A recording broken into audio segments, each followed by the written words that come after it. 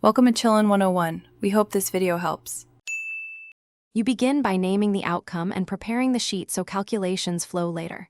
Identify 3-6 metrics and create 3 tabs: raw data, calculations, dashboard.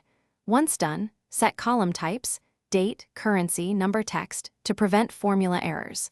Import or paste data into the raw tab and remove duplicates.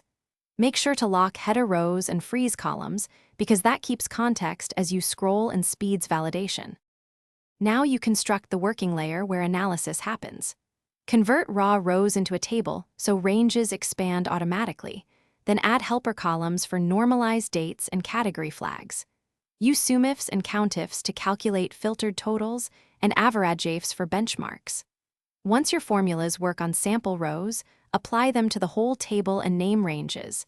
This avoids broken references later. Make sure to document key formulas in the Calc tab so others understand your logic. Finish by turning numbers into actionable visuals. Create pivot tables and charts for top metrics and add slicers so you can filter by date, product, or customer quickly.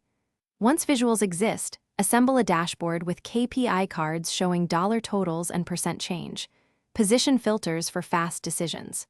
If results look wrong, use IFER to catch formula issues, evaluate a formula step-by-step, and recheck data types. Mismatch types are the most common culprit.